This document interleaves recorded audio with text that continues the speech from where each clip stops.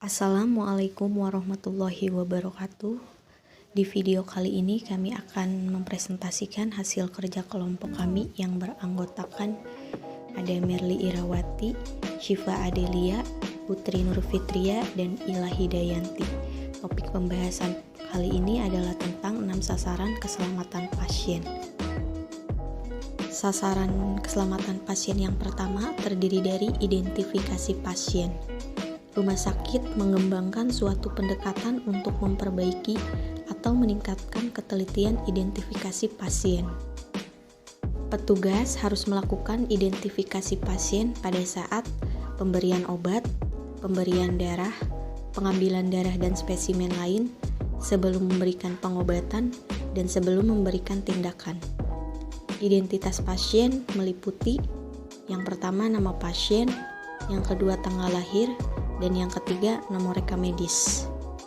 Gelang identitas pasien terdiri dari berwarna biru adalah untuk laki-laki, pink untuk perempuan, dan untuk gelang penandanya untuk gelang berwarna merah untuk pasien alergi, dan untuk yang berwarna kuning untuk pasien risiko jatuh, untuk warna ungu yaitu untuk pasien DNR.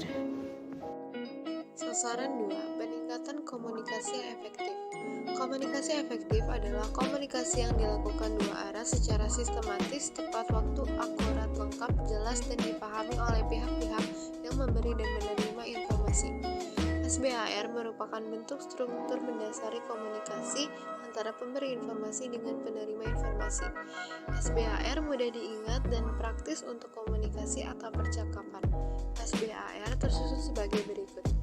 S sama dengan situation, B sama dengan background, A sama dengan assessment, R sama dengan recommendation.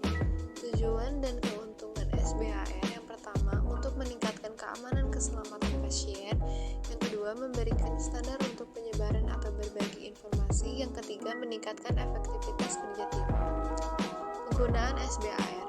SBAR dipergunakan sebagai landasan menyusun komunikasi verbal, menyusun surat dari berbagai keadaan perawat pasien antara lain pasien rawat jalan dan pasien rawat inap, komunikasi pada kasus atau kondisi urgent dan non-urgent, komunikasi dengan pasien perorangan atau lewat telepon, keadaan khusus antara dokter dengan perawat, membantu konsultasi antara dokter dengan dokter, mendiskusikan dengan konsultan profesional lain misalnya terapi respirasi, komunikasi dengan mitra bestari.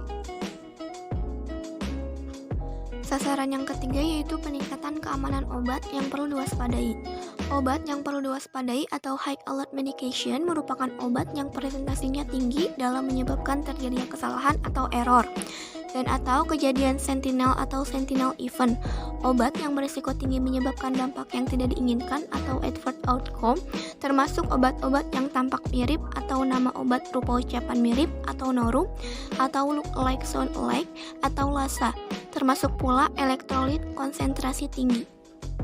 Daftar obat high alert spesifik. Yang pertama ada amiodaron IV, yang kedua ada colchicine injection, yang ketiga ada heparin low molecular weight injection, yang keempat ada heparin unfractionated IV, yang kelima ada insulin SC dan IV, yang keenam ada lidocaine IV, yang ketujuh ada magnesium sulfate injection, yang kedelapan ada methotrexate oral non-oncologic use, yang kesembilan ada netirate, yang ke-10 ada nitroprusside sodium for injection, yang ke-11 ada potassium chloride for injection concentrate, yang ke-12 ada potassium phosphate injection, yang ke-13 ada sodium chloride injection hypertonic lebih dari 0,9%, yang ke-14 ada warfarin.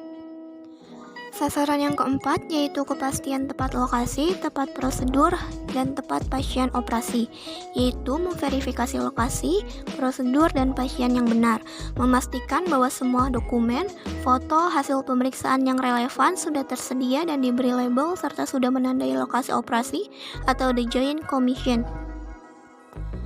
Penyebab salah lokasi, salah prosedur, salah pasien pada operasi. Yang pertama yaitu komunikasi yang tidak efektif atau tidak adekuat antar anggota tim bedah. Yang kedua, yaitu kurang atau tidak melibatkan pasien di dalam penandaan lokasi atau site marking. Yang ketiga, tidak ada prosedur untuk verifikasi lokasi operasi. Yang keempat, asesmen pasien yang tidak adekuat. Yang kelima, penelaahan ulang catatan medis tidak adekuat. Yang keenam, budaya yang tidak mendukung komunikasi terbuka antar anggota tim bedah. Yang ketujuh, tulisan perintah atau resep yang tidak terbaca atau illegible handwriting.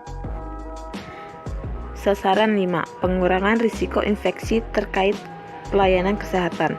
Pencegahan dan pengendalian infeksi merupakan tantangan terbesar dalam tatanan pelayanan kesehatan, dan peningkatan biaya untuk mengatasi infeksi yang berhubungan dengan pelayanan kesehatan merupakan keprihatinan besar bagi pasien maupun para profesional pelayanan kesehatan.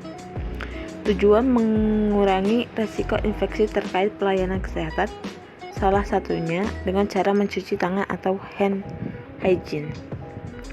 Sasaran 6. Pengurangan risiko pasien jatuh. Kenapa perlu?